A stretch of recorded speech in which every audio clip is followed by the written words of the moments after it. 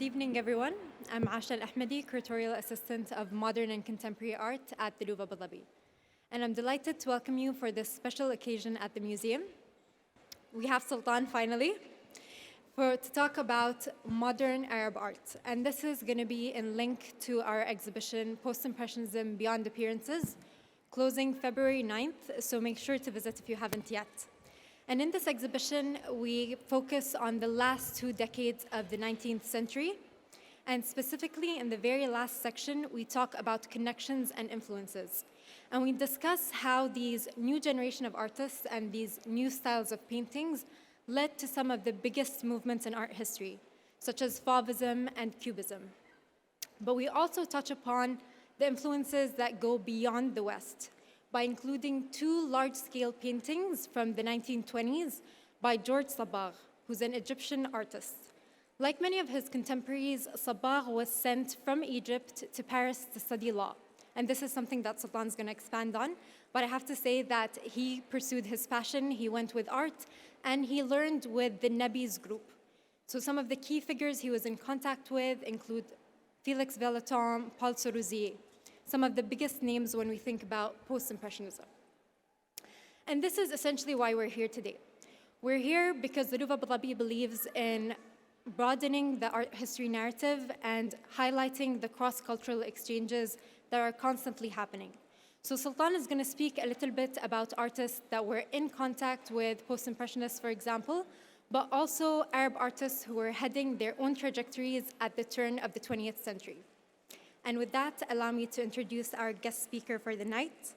Dr. Sultan is an Emirati columnist and researcher, often offering a distinctive lens on the social, political, and cultural fabric of the Arab Gulf states. I had to weigh down my paper with an iPad. He's also the founder of the Barjeel Art Foundation, an independent initiative established in 2010 to contribute to the intellectual development of the art scene in the Arab region. He has taught politics of modern Middle Eastern art at esteemed universities worldwide and recently completed a fellowship in Berlin. Currently, Sultan serves as a research associate at SOAS Middle East Institute, London. With that, please join me in welcoming Dr. Sultan Al Qassemi.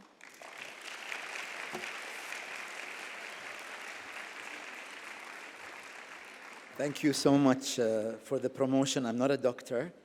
And I'm not sure I want to be one, but I'm very grateful. Let me just, okay. Thank you all for being here. Before I start, I just want to say I'm so grateful to be invited to this fine arts institution and to see so many familiar faces and new faces. It's keeping me warm here in this cold Abu Dhabi winter night, so I'm happy to be here. I also want to say that this presentation is by no means a comprehensive look on the history of modern Arab art. I probably can say that this is the tip of the iceberg. We're barely scratching the surface. This presentation also is filled with biases, so this is not the last word on art history from the Arab world. The biases are due to availability of information. The biases are due to the availability of images. We know of many artists that are not featured in today's talk. However, finding images of their works, even in low resolution, turned out to be quite a challenging task. I just want to say thank you to the folks who invited me here.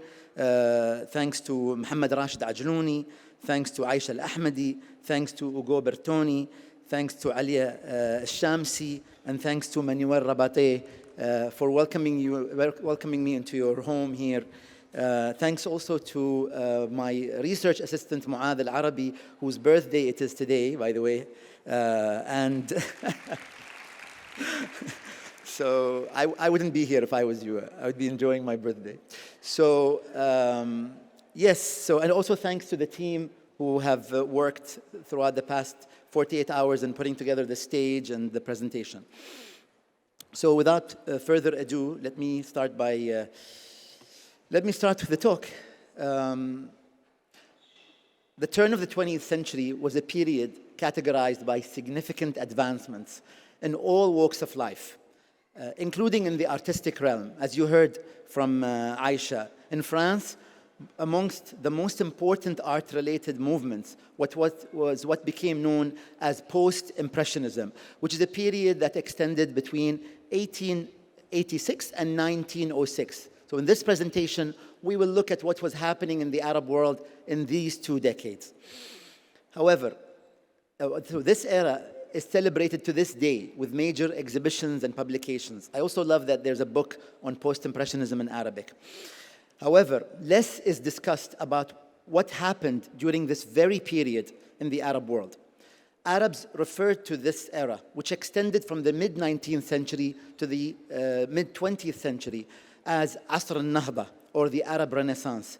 It witnessed the production of a vast array of poetry, literature, architecture, and art that we are still uncovering today. As we will discuss in tonight's talk, this period was the result of decades of Arab intellectual and artistic output, categorized by a rising tide in Arab nationalism and culminating in a major gathering of Arab intellectuals that took place in Paris in the early 20th century. Amongst the artists of the Arab Nahda that we are still uncovering today is Josephine Billama. This is the very first time that a work by her has been seen in public. A relatively obscure modern artist with a Lebanese last name who was active around the turn of the century. While details about her life and career remain scarce, according to Saleh Barakat, she may have been one of the earliest female artists in Lebanon and the region. In fact, if you take a look at the date, 1906 fits exactly in the period of Post-Impressionism and is probably the earliest work signed by a woman artist from the Arab world that we've ever seen. This painting by Billama depicts a distinguished figure, likely a man of high status, wearing a formal attire and adorned with various medals and decorations, including what appears to be the Order of the Majidi on the right side, which was a prestigious order of chivalry awarded to non-Turkish nationals, including European officers who aided the Ottoman Empire in the Crimean War. It also was given to many Arabs, so we're not sure of the nationality or even the identity of this individual, but it was signed and dated by Josephine Billama. The era known as the Arab Nahda, or the Arab Renaissance, was driven by key figures such as Arab nationalist intellectual and writer Najib Azuri and philosopher and journalist Ibrahim Yazigi. Both played instrumental roles in revitalizing Arab identity and culture. What I want to talk to you about here, and I'm not reading from my notes, is that there was a convergence between Arab intellectuals and Arab artists. They both had one goal, and the goal was the rise of Arab culture and Arab heritage and Arab identity, especially in the face of the Ottoman Empire and colonialism from European powers. A significant moment during this Arab Renaissance was marked by a fatwa. This is the pivotal moment in modern Arab art. Pay attention. A significant moment during this Arab Renaissance was marked by a fatwa. What is a fatwa? A religious edict issued by the renowned Egyptian Islamic scholar Muhammad Abdu, depicted here on the right, which permitted the creation of art within Islamic contexts and the establishment of Cairo's first fine arts college, where pioneers, including Egyptian sculptor Mahmoud Mukhtar, studied.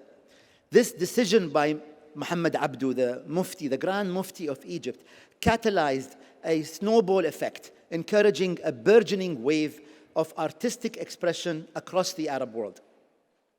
The convergence of these movements, intellectual on one side and artistic on the other, marked the dawn of modern Arab art, or what I like to call matla' al-taswir. Taswir means, for a lot of people today, taswir sounds like photography, but taswir means painting in Arabic.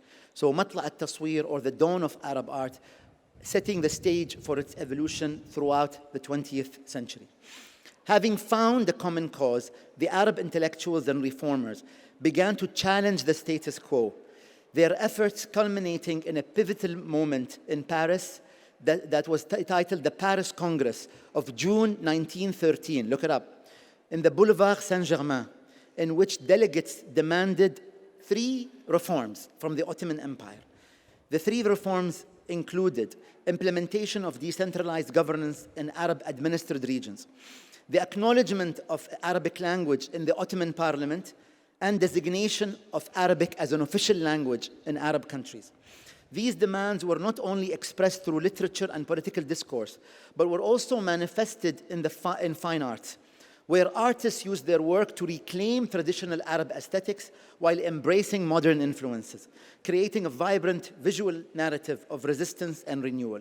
The artistic expression became a key medium through which the cultural aspirations of the Nahda were both preserved and evolved. Again, I want to mention what happened was that these artists were so inspired by leading intellectuals like Ibrahim al-Yazigi, Najib Azuri, and so many others. They started depicting them. And this is a time when people were depicting icons, religious icons. They veered towards depicting intellectuals because they felt that these are the flag bearers of Arab Renaissance. Before discussing modernities, let us go back a century or two in the Arab world. Figurative painting has always been part of the Arab East. Yes, we did talk about the fatwa of the Grand Mufti of Egypt of 1905, but centuries before then, Christians of the Arab East not only accepted art, but it was encouraged by various Christian denominations and their adherents. Pioneers included Yusuf bin Antonios bin Sudan, also known as Yusuf al-Musawwir or al-Halabi, Aleppo, who was a significant figure in the history of iconography in Syria. Al-Musawwir painted icons on wood. He was fluent in Arabic and Greek and translated Byzantine liturgical texts, enhancing them with beautiful calligraphy and decorations. His son, Na'matallah, continued his father's work, and the family tradition of icon painting extended into the late 18th century through their descendants, including another son, Hanania, and the grandson called Girgis. The painting, Christ in Limbo, is similar to other iconographies that included Arabic texts and scripts, as well as the signature of the artist on the top right. And his work is today sought after by regional collectors. I know I'm trying to buy a work by him. It's almost impossible. Other important Christian artists who worked within iconography included Musa Deeb, who studied in the Maronite College of Rome, and later under Butros al-Qubrusi, a Cypriot-born monk who instructed him in art. Musa Deeb's work was rooted in clerical society of the Maronite Church, where artistic roles were clearly defined. His paintings were confined to religious and traditional frameworks, and he contributed to Maronite religious art by introducing Western influences that he learned in Italy.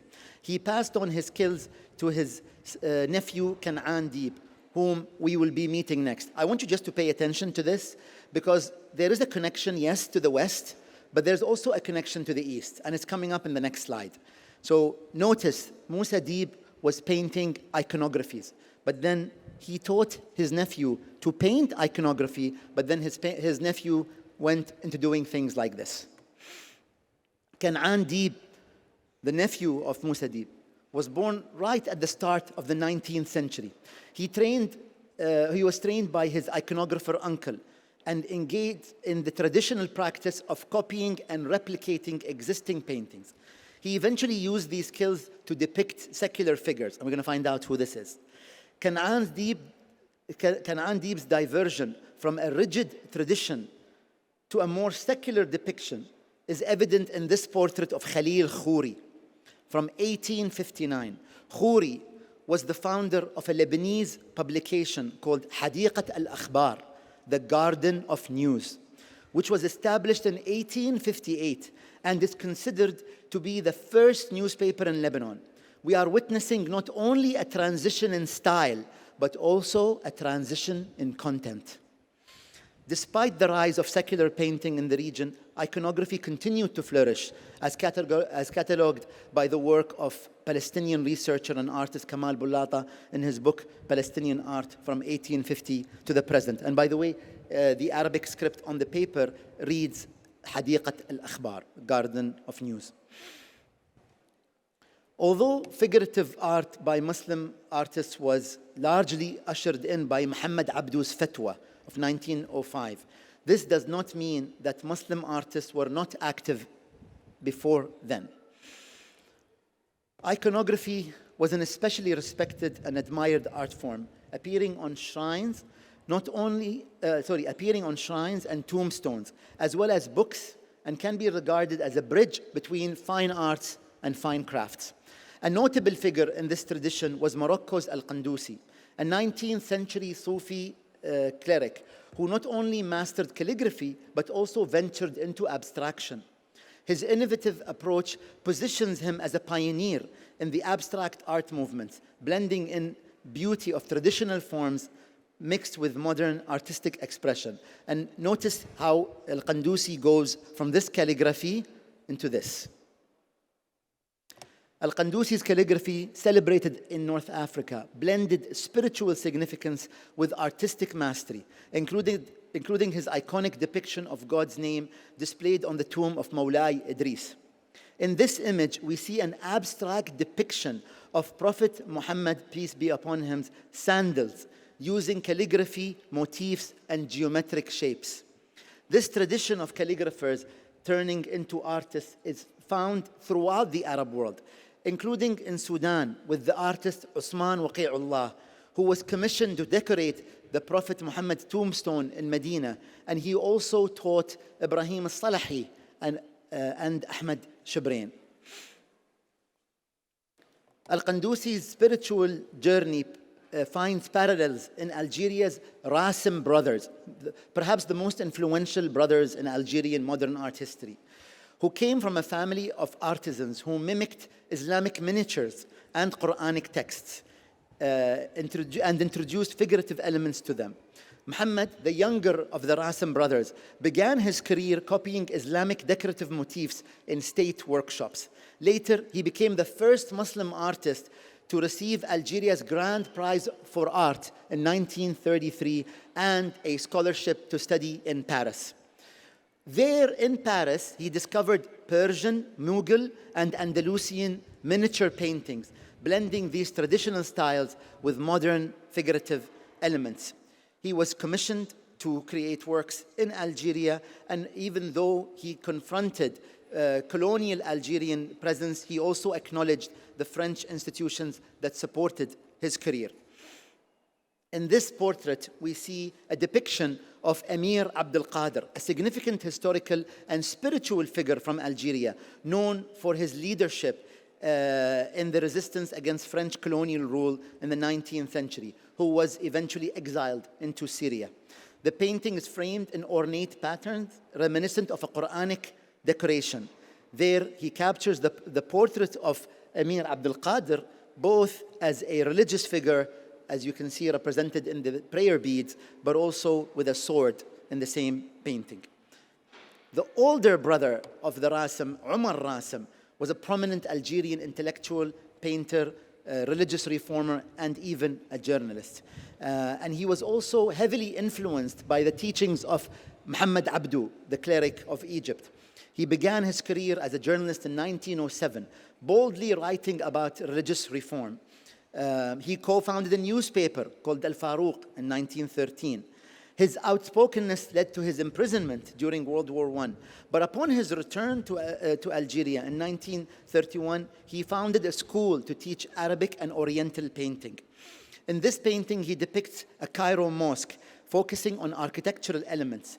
And while the architecture of the mosque only takes up 10% of the painting, he embellishes it with calligraphy and geometric styles in a way to elevate the artwork. The Ottoman influence, perhaps, is one of my favorite influences that we've discovered recently.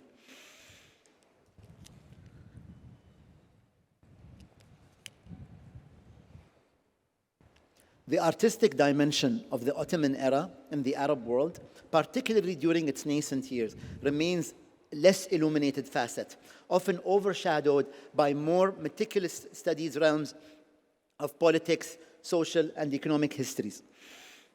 For instance, an artist by the name of Abdullah Murad from Syria, who was said to have lived between 1690 and 1760, was commissioned by the Wali of Hama, As'ad Basha al-Azam, to produce artworks for his palace. In this painting, his only surviving artwork, we observe that Murad puts into perspective the architecture of the city of Damascus of the 18th century. We can distinguish from some landmarks still standing, including the Umayyad Mosque, a cemetery, and the surrounding gardens of Al-Ghouta. However, this artwork, which is in the collection of the National Museum of Damascus, has been inaccessible for the past 14 years or so, where the museum had been shuttered. It has recently opened, I understand. And the painting remains in desperate need for restoration. According to a book titled Plans of the Levant by Muhammad Kurd, paintings of the city of Hama, Aleppo, and Istanbul are also amongst the works that were created by Abdullah Murad for the Wali of Hama, but they are nowhere to be seen. I saw this painting when I visited Alexandria about 10, 15 years ago, and I've been wanting to talk about it ever since. As an autonomous state of the Ottoman Empire, the Khedivite of Egypt maintained a tradition of sending annual gifts to Mecca in the form of a kiswa, or a silk shroud, for the cubic stone structure known as the Kaaba in the Grand Mosque, the holiest site in Islam. The shroud would be laced with golden silk calligraphy from skilled artisans. According to Sa'ad al-Khadim of Hilwan University, this painting is attributed to the era of the Khedive Ismail, who contributed to the laying of the foundations of the first museum in Egypt, the Museum of Islamic Art in Cairo in 1859. So it is basically dated from the mid-19th century. In trying to find the artist of the artwork, Dr. Al-Khadim research triangulated two potential candidates using registered documents from the early 19th century. The first candidate was a person called Muhammad Murad, who studied in the École des Beaux-Arts in Paris in the 1830s. So there's a record of an Egyptian who studied in Paris in the 1830s, which is a century before the records that we know today, and was later appointed as an instructor of decoration and engraving in Egypt. The other candidate was an artist by the name of Muhammad Ismail, who was known as the engraver, and who also studied in Paris in the first half of the 1830s. In fact, according to a book titled Scientific Missions in the Era of Muhammad Ali Pasha, written by Prince Umar Moussoun, you can download it, both artists were part of a pioneering batch of Egyptian students who studied in Paris in the first half of the 19th century. Further west in North Africa, we encounter the work of Tunisia's Ahmed Osman, who was one of the earliest modern artists in the region. Due to his high social status, his father being a high-ranking official, he was sent to Rome to study academic painting. As Osman returns to Tunisia, he becomes the artist in residence for the Qasr al-Said palace, and was the portraitists of the kings or the regents, Sadiq Bey and Muhammad Hadi Bey. Rare and highly sought after, Ahmed Osman's paintings are only 10 known works. Amongst his works is the famous portrait of General Khairuddin Basha, serving as Prime Minister of the Beylik of Tunisia, and later the Grand Vizier of the Ottoman Empire. This painting on the left depicts a staircase of marble lions to the Bardo Palace, where Sadiq Bey stands alongside his secular advisors and guards, with what seems to resemble members of the clergy standing in the back.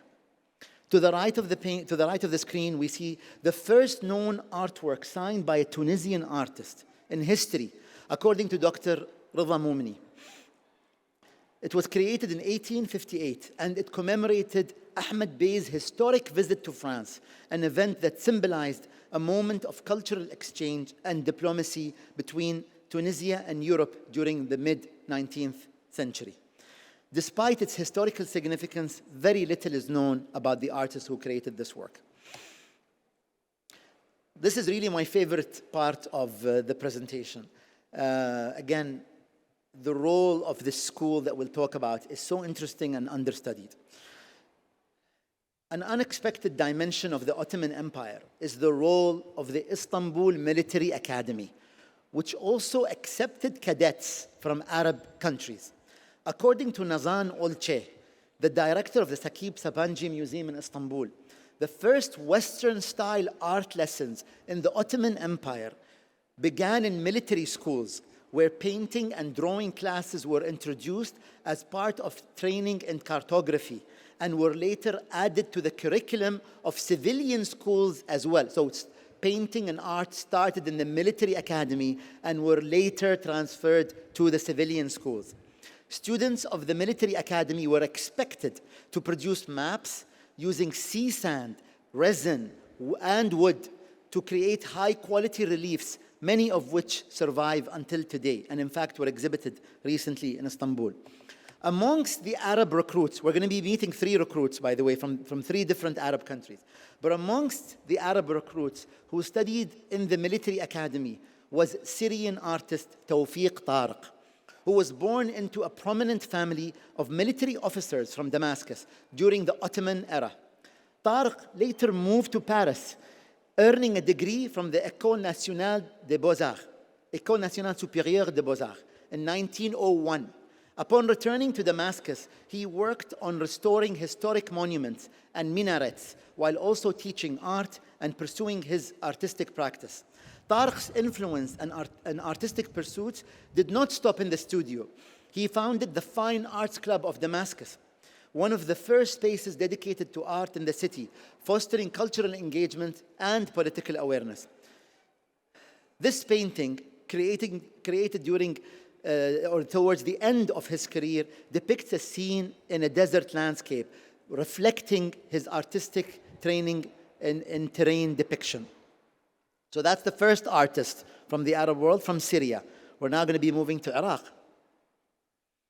Abdul Qadir al-Rassam, also trained in the Military Academy of Istanbul, graduating in 1904. After World War I, al-Rassam retired from the army and returned to Baghdad, where he became the first Iraqi to paint murals, which he did for the Cinema Royale.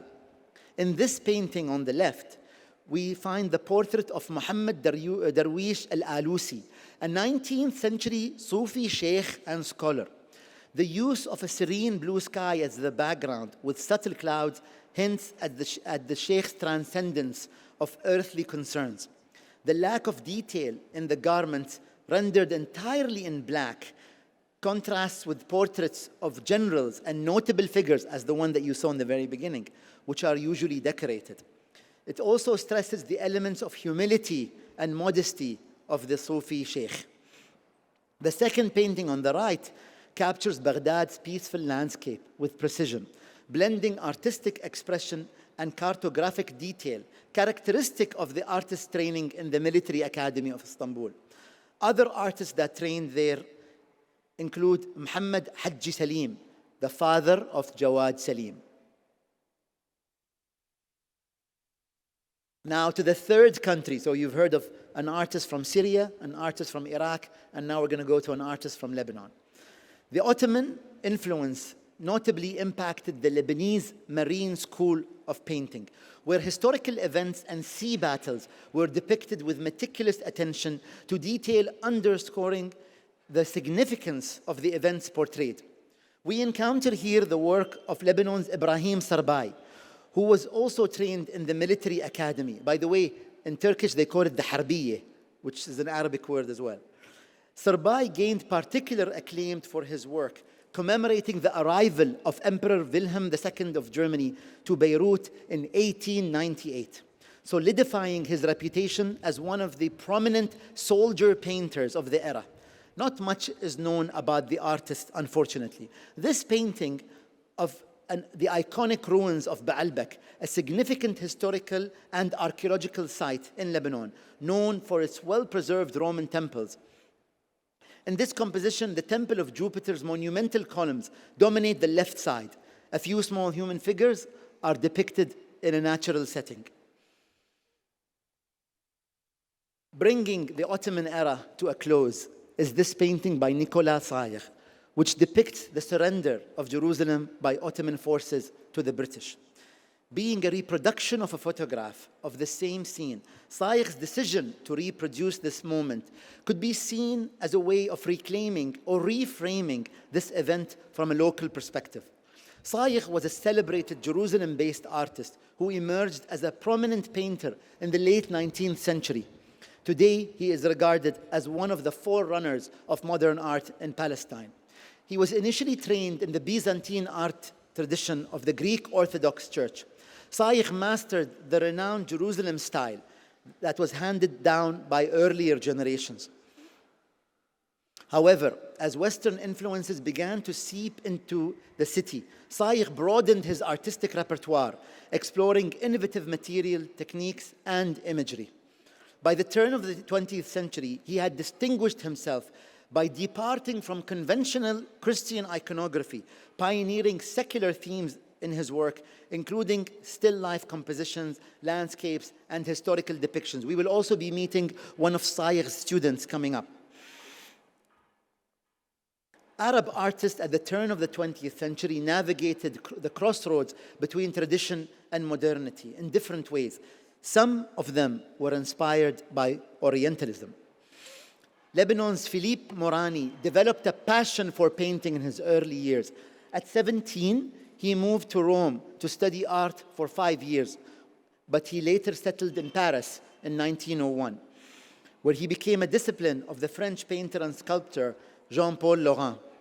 Morani exhibited in the French and the Orientalist salons and participated in numerous shows in France and Lebanon, earning several awards.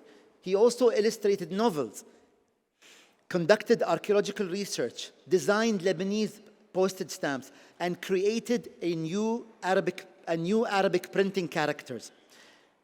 Morani also designed the Phoenician Hall for the 1901 Paris Art Fair. This scene of men at work echoes an Orientalist brushstroke that the artist honed while in Europe. Georges Sabbagh, that was earlier mentioned at the introduction.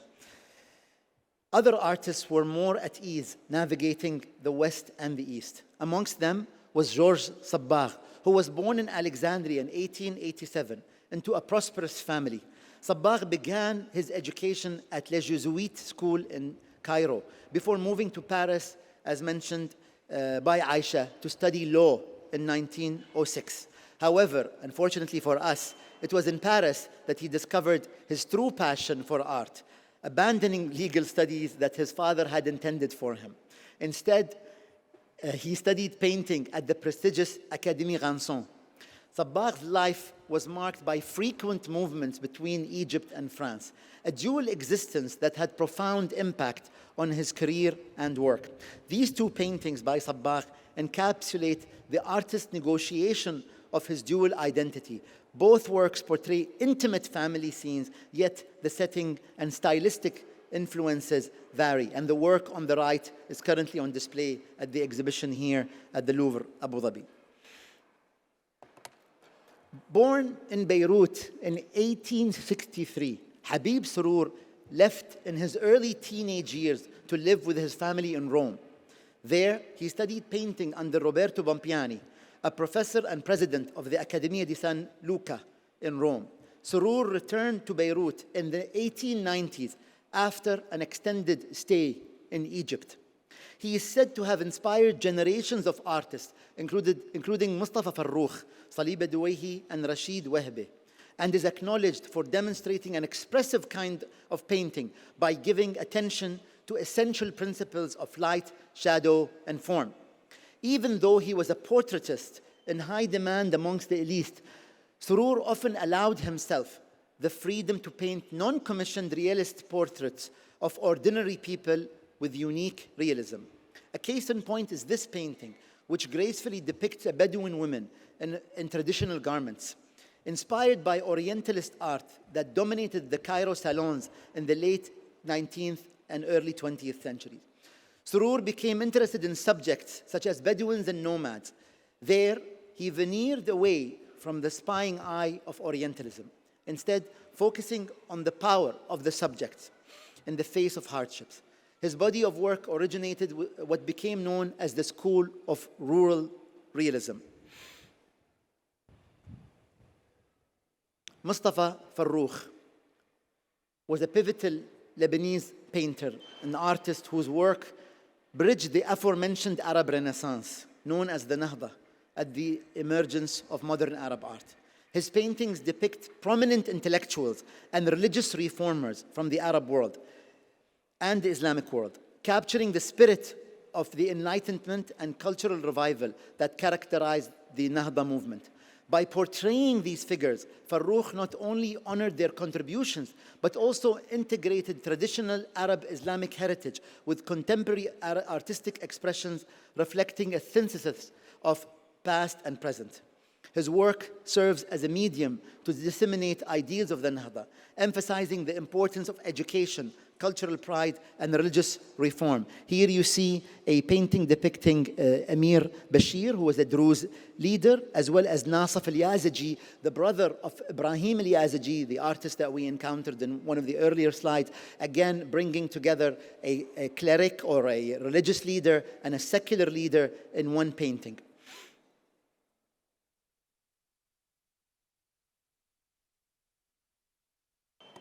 Farrokh was by no means the only artist who bridged the gap between Arab art and Arab intellectuals.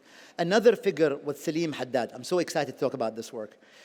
Salim Haddad was born in Abbey in 1860 and later immigrated to Egypt. That's born in Lebanon and later immigrated to Egypt, where he pursued mechanical studies and continued his education in Europe.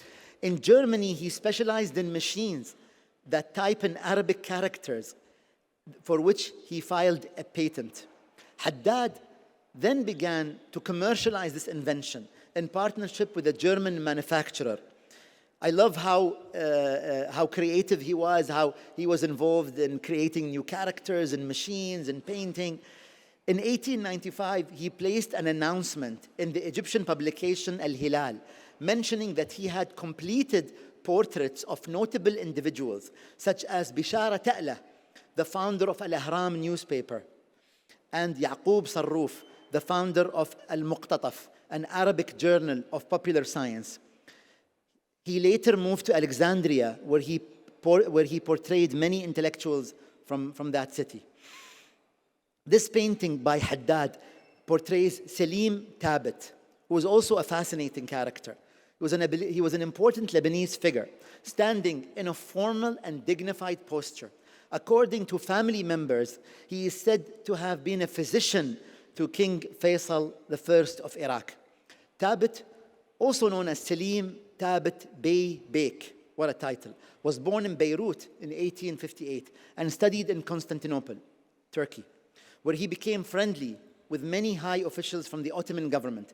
Most notably, Sultan Abdul Hamid II requested him to accompany Kaiser Wilhelm II and the Empress during their visits to Baalbek and Damascus.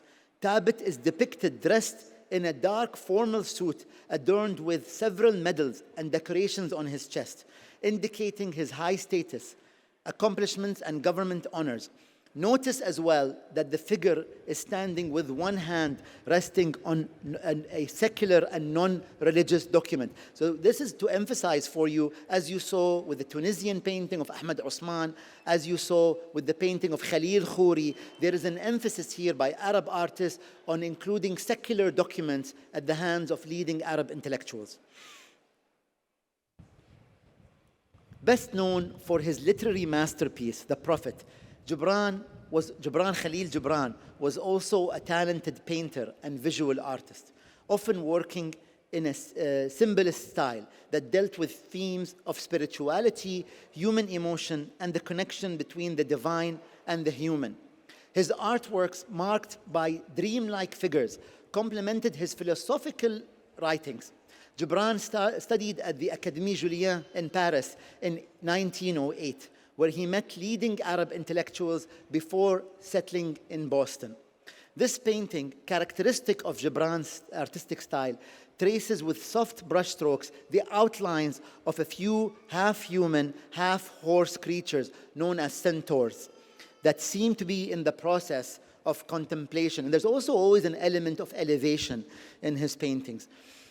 A blend between the physical and the metaphysical worlds. The scene reflects Gibran's fascination with the unity of all creation and the fluid boundaries between different states of being. You want to see his work, you go to Bsharri in Lebanon and to Mexico City's Sumaya Museum. Often referred to as the first Egyptian sculptor in 2 millennia, Mahmoud Mukhtar was amongst the founding class of Cairo's Fine Arts College, founded in 1908 by Prince Yusuf Kamal. So the college, ladies and gentlemen, was founded 2.5 years after the fatwa. So the fatwa came out in 1905 by Sheikh Muhammad Abdu, and then after that, a college was founded where Mahmoud Mukhtar had studied. It was the first ever college of art. There, he was taught by the French artist Guillaume Laplagne, and then went on to study at the École des Beaux-Arts in Paris. Mukhtar was later commissioned to create a monument to commemorate the Egyptian Revolution of 1919. He also created sculptures of leading figures, including 2 of Egyptian revolutionary and later Prime Minister Saad Zaghloul, one of which was in Cairo and the other in Alexandria. Upon his passing in 1934, leading Egyptian feminist Huda Sha'rawi lobbied to open a museum for his works that she collected from Egypt and France. I really like this story because had it not been for Huda Sha'rawi, Mahmoud Mukhtar's artworks would have been scattered all over the world. As we have seen from our first slide, women artists are also at the forefront of these changes in the region. They were also active participants in the artistic and intellectual output. Also from Egypt was Amy Nimr, whose father, Faris Nimr, was a journalist and intellectual who immigrated from Lebanon at the turn of the century. Traveling between Egypt, France, and England from a very young age, Nimr grew up in a westernized intellectual environment and studied at the Cheltenham Ladies' College and furthered her education at the Slade School of Art in London. Nimr first showed her work to the public at the Salon d'Automne of 1925 in Paris and had her first solo exhibition at the Galerie Bernheim Jeanne the following year. Nimr also exhibited in London at the Warren Gallery in 1930, and in Paris at the Vignon Gallery in 1931, and in Cairo at the Qasr al-Dubara Gallery in 1935. This painting, reflective of her surrealist style, features a dreamlike, ethereal quality. It portrays a reclining figure, likely female, in a vulnerable state.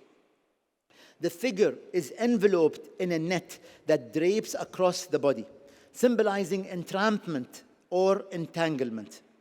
Nimr's works often explores themes of trauma, loss, and human fragility, particularly drawing from her experiences in the aftermath of World War I and of personal loss. Amy was part of a generation of Egyptian modernist women like Khadija Riyad, I'timad al-Tarabulsi, and Kawkab al-Assal, whose contributions are only now coming to wider recognition. Elsewhere in North Africa, we see the work of Tunisian artist Saïda bint Salah, who was an active artist in the interwar period, painting in the 1920s and 30s. According to researcher Muhammad Ali Barhouma, she exhibited at least twice in the Tunisian salons of 1938 and 1939, with paintings such as Le Jardin d'Allah and Bedouine Tunisienne and Le Haïk Blanc, the white chador. She also designed Tunisian tourism posters. According to one art critic, Bint Salah defied criticism in showcasing her works, which included nudity. Although gaining prominence in her lifetime, she sadly faded into obscurity following her passing.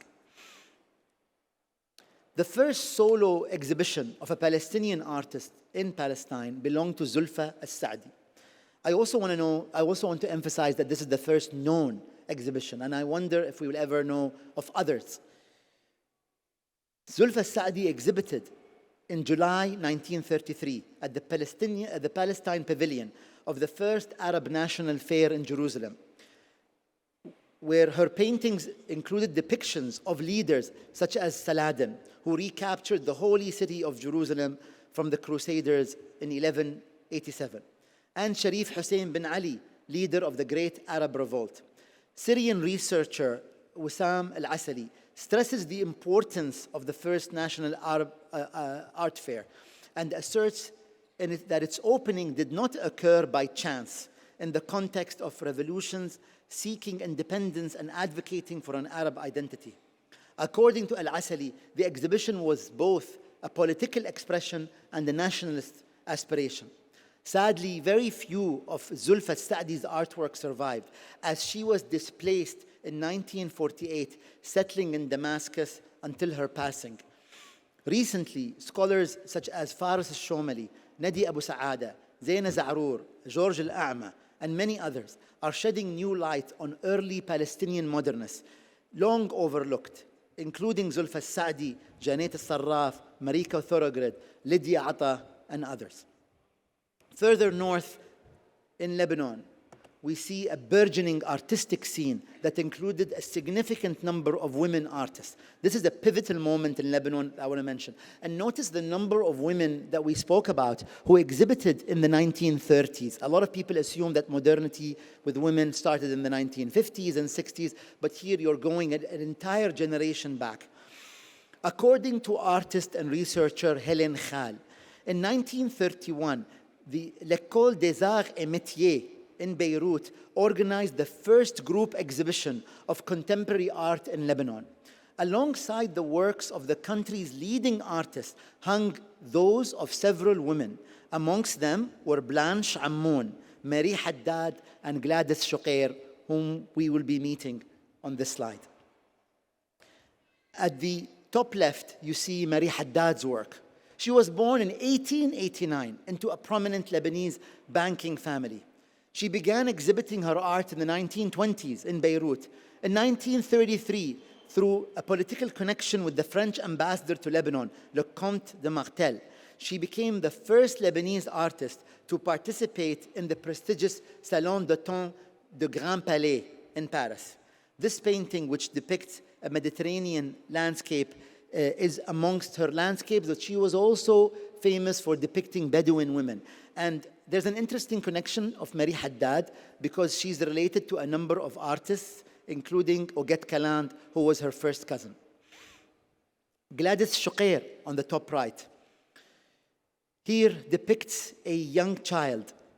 Gladys Shuqair was a relatively unknown, or is a relatively unknown Lebanese artist who, according to researcher and gallerist Saleh Barakat, studied with her cousin Marie Haddad under Polish modernist Jan Kober, who settled in Beirut between the wars. She married Egyptian architect Antoine Nahas in 1934, and the family moved to Cairo, where she spent about 20 years or so. She was a founding member of the Lebanese Red Cross and kept painting till the end of her life, though she never pursued a professional career in this domain. By the way, she returns back to Lebanon in the 1950s. At the bottom of the painting, you see the work of Blanche Ammoun, who also tackled the themes of peace during colonial era. Blanche Ammoun, later her name became Blanche Ammoun Lohek. She married a French officer. Was invited to present works at the Lebanese Pavilion of the World's Fair in Flushing Meadows in New York, which opened in the spring of 1939. So Blanche Ammoun went with Marie Haddad to New York in 1939. For this occasion, Blanche Ammoun created 4 large murals, each depicting a peace agreement between the Phoenicians, Lebanon, and the neighboring civilization, including Pharaohic Egypt. In this lecture, we have taken a brief survey of the artistic landscape of the Arab world at the turn of the 20th century. a period marked by profound intellectual, societal, and political transformations. These shifts were not only reflected, but also propelled by the artistic creations of the time, offering a window into the dynamic forces shaping Arab societies. However, what we have covered today is but a fragment of the immense cultural output that existed at the time, much of which remains lost to history due to conflicts, destruction of archives, and political upheavals. By the way, we had another 60 slides that I removed just to let you know how much material there is. Unfortunately, the destruction of key cultural landmarks throughout history has dealt a serious blow to the preservation of Arab art. And I'll give you a few examples. The Cairo Opera House, consumed by fire in the 1970s, was once a vanguard of a vast collection of artworks integral to the Egyptian artistic heritage. All the artworks probably were disappeared. Similarly, the devastation of the Syrian parliament's fire in the 1920s also led to a catastrophic loss. Another loss was the loss of around 7,000 paintings from the Iraq Museum during the US invasion of 2003. These and many others represent a replaceable void in the region's historic and artistic narrative. One of the recent tragedies happened when, during the Egyptian Revolution of 2011, the Alexandria Governorate building was destroyed, a destruction that claimed Egyptian artist Muhammad Nagi's monumental painting, The School of Alexandria, with it, gone. In that painting, Nagy captures significant figures, including Mahmoud Mukhtar on the left. Do you see him?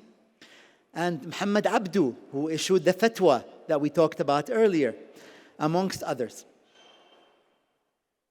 Mukhtar and Abdu were pivotal in the founding of the modern art movement in the Arab world, both a secular and a religious figure. These events represent not only the actual physical loss of invaluable masterpieces, but also a rupture in the artistic and historical legacy that these works carried across generations. Established and emerging Arab and non-Arab scholars, some of whom were mentioned tonight, are building on the works of their predecessors, shedding further light on the forgotten history of modern Arab art.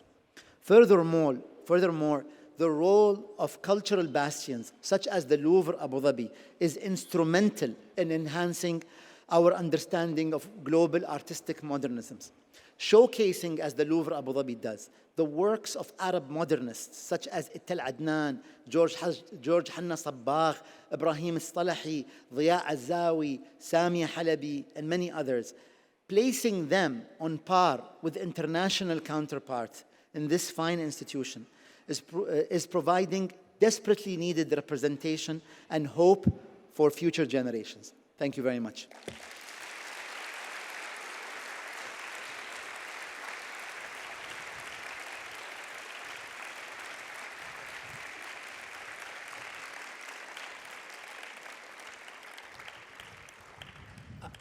I'm told I can take a couple of questions, if anyone has any. There's a lady in the front. Do you have a mic? The gentleman with the mic is walking towards you. The lady in the front? Yeah. Sitting next to the big boss. Yes, you can't miss her. Thank you very much. Incredible talk. Thank you. Of the 60 slides you didn't include, now that you've given this talk, is there one you wished you had included? Thank you so much, Mina Al-Uraibi, editor of The National, for that question. In fact, there are far too many slides. There were slides that we removed because they were just pixelated. We couldn't include them. You know what? I'm going to actually do something and check on my slides and tell you the one that I want to give you a fair answer and tell you the one that I wish I had mentioned. But in reality, there are really a lot that I wanted to include that I couldn't. And there are many countries that are close to my heart okay, let me tell you now, who do I have here? Don't know, okay.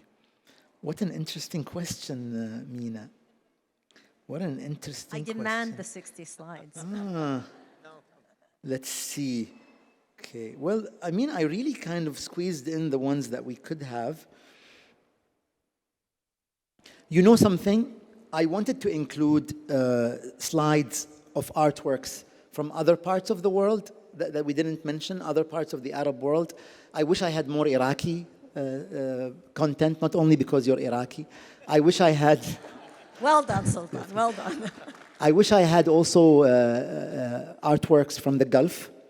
But I wanted the focus of the exhibit of this talk was to try and uncover what was happening exactly at the post-impressionist period, so 1886 to 1906. But certainly there are many artists that I wanted to include that we didn't include, such as Mahmoud Saeed, for example, of Egypt, who is a monumental artist of huge importance.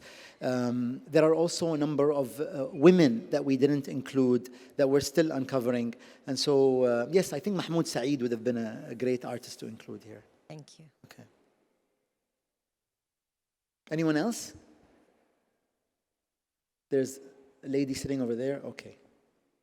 Thank you so much for the speech. It was very interesting and it was very insightful. My question would be a bit maybe confusing, but I will try. So we're speaking here about Arab art. What, looking like as a post-impressionism era, what kind of like general words or symbols would be most important for you? Like, if I would ask you, like, what is special about Arab painters, for example, how I can like depict them and say that they're different from others?